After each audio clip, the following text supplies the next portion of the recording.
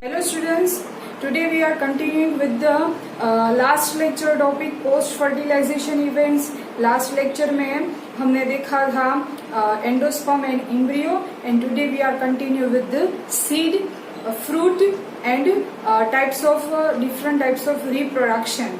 ठीक है, तो आज हम सीड देखते हैं.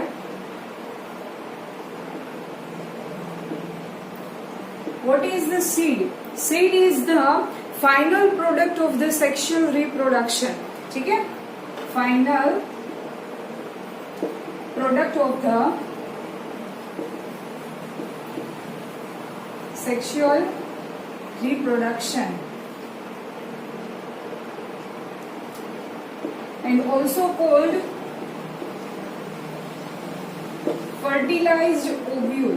Also called fertilized ovule. ठीक है, उसको हम fertilized ovule भी बोल सकते हैं. And these seed consist of the following parts. First one is coat or coats, 1 or 2 in numbers. ठीक है, वहां पे coats भी present होते हैं. Then second one is cotyledon.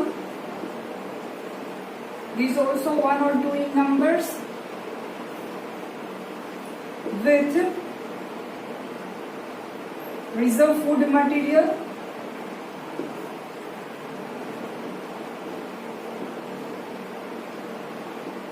Then embryonal axis.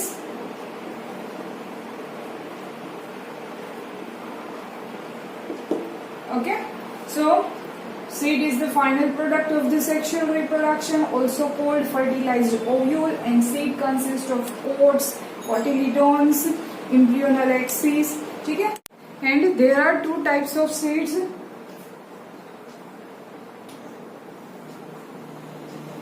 First one is non-albuminous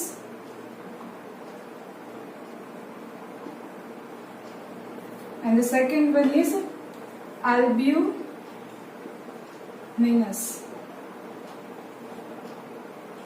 Albuminous means seed with no residue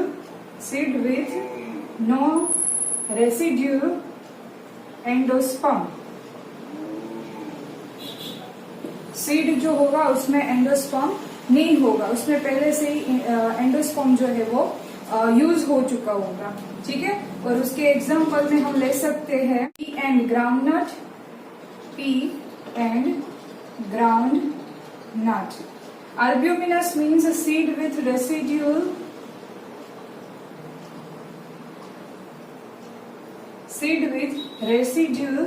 endosperm. So in these albuminous seed there is the endosperm present, और उसके examples में हम ले सकते हैं wheat and maize. ठीक है, and in some plant sometimes in the seed nucellus may be persistent, means nucellus वहां पे present होता है, तो उसको हम क्या बोल सकते हैं, perisperm. Seed with in the seed nucellus may persistent.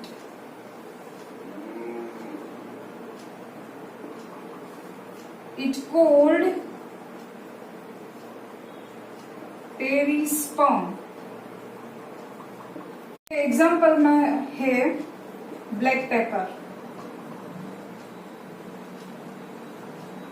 ठीक है, एंड जो ये सीड होता है जो सीड होता है विद द मैच्योरिटी, जब वो मैच्योर होता जाता है they decrease the water content. उसके अंदर का जो वाटर कंटेंट होता है वो डिक्रीज होता जाता है. ठीक है, and with the maturity the seed will decrease the water content. ठीक है, जैसे जैसे सीड मैच्योर होता जाएगा उसमें वाटर कंटेंट जो है वो डिक्रीज होता जाएगा. And at the finally they enter in the inactivity stage. Seed जो होता है वो इनएक्टिव कंडीशन में हो चला जाता है. ठीक है, and this stage is called dormancy. ठीक है। सीड जो है वो जब इनएक्टिव स्टेट में होता है तो उसको बोलते हैं dormancy condition. Okay, advantages of seeds. First one is seed has the better adaptive strategy for the dispersal to form new colonies. Means ये सीड जो है वो इजीली डिस्पर्स होके, ठीक है, इजीली एक जगह से दूसरी जगह पे इजीली जाके न्यू हैबिटेट में अपनी स्पीसीज जो है वो ग्रो कर सकता है। तो वही स्पीसीज की न्यू हैबिटेट में क्या हो सकती है, एंट्री हो सकती है। Then second one is seed is the support for the growing seedlings, के जो सीड है उसमें से जो सीडलिंग्स ग्रो होंगे, ठीक है, तो उसके लिए वो न्यूट्रिशन, एंडोस्पर्म उसका पार्ट जो है वो क्या करेगा, न्यूट्रिशनली उसको सपोर्ट करेगा जब तक वो अपने आप न्यूट्रिशन गेन नहीं करता, ठीक है, तब तक। Then third one is the hard layer of the seeds, उसके जो इंटेग्यूमेंट्स होते हैं वो सीड को इंजरी होने से बचाते हैं, ठीक है, it saves from the injury, protect from the injury. Then next one is provide genetic recombination and variation in the offsprings because it comes from the sexual reproduction। यहाँ पे sexual reproduction हो रहा है, seed उसमें से produce हो रहा है, ठीक है, तो उसमें वेरिएशन, जो पेरेंटल स्पीसीज है उसके ऑफस्प्रिंग जो होंगे उसमें थोड़ा सा वेरिएशन भी आ सकता है, ठीक है। Then next one is seed can be stored throughout the year, ठीक है, कोई भी नेचुरल कैलेमिटीज हो या कोई भी ड्राउट्स हो तो उसमें हम उसको क्या कर सकते हैं, स्टोर भी कर सकते हैं। And depending on the mobility of the seed, ठीक है, उसकी मोबिलिटी के ऊपर they use to raise the crop in the favourable season, तो वो क्या कर सकता है, क्रॉप जो है फेवरेबल सीजन में उसका यूज कर सकता है, रेज करके ज्यादा से ज्यादा क्रॉप यील्डिंग हो सके, इसलिए, ठीक है। तो ये थे एडवांटेजेस। नाउ नेक्स्ट देखते हैं हम fruit. What is the fruit?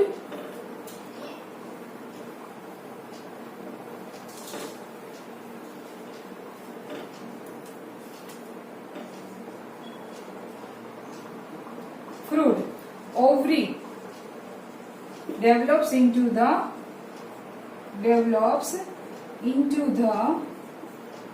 fruit। जो ओवरी था वो डेवलप किस में होगा, फ्रूट में। And this ovarian was develops into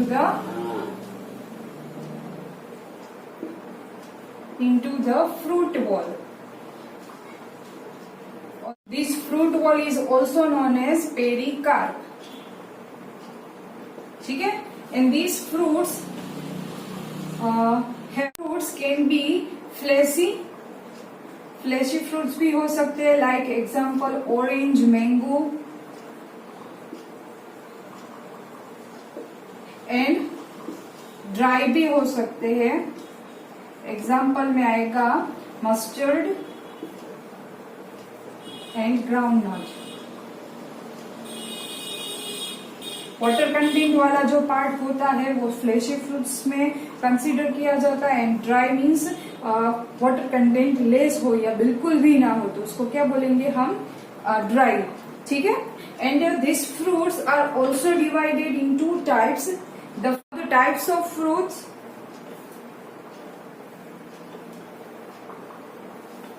two types of fruits are there, fruit types, two types are there. First one is true fruit and second one is false fruit. True fruit means the fruit only develops from the ovary,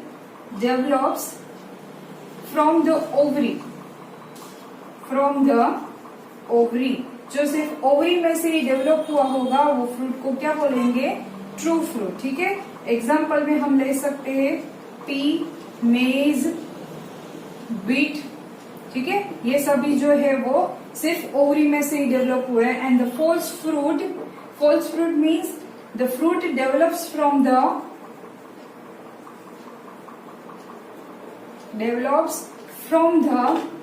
ovary and the thalamus, ovary and thalamus, or other parts of the flower, or other parts of the flower, ये ovary and thalamus से form हुआ हो या other parts में से, flower के जो other parts होते हैं उसमें से फॉर्म हुआ हो, तो उसको क्या बोलते हैं? False fruit.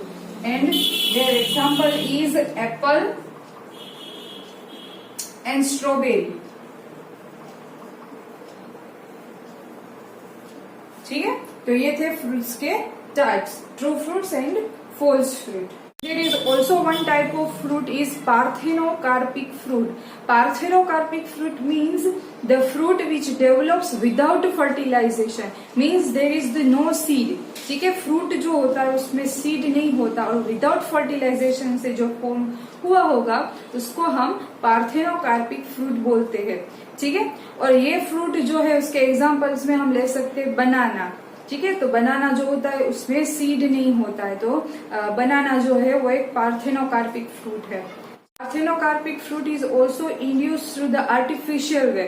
आर्टिफिशियली भी हम पार्थेनोकार्पिक फ्रूट्स को फॉर्म कर सकते हैं by the use of growth hormones. उसमें जो ग्रोथ हॉर्मोन्स प्लांट्स में यूज होता है, ठीक है, वो जो फॉर्म करता है उसको हम आर्टिफिशियल वे में यूज करके लेबोरेटरी में भी पार्थेनोकार्पिक फ्रूट्स जो है वो फॉर्म कर सकते हैं।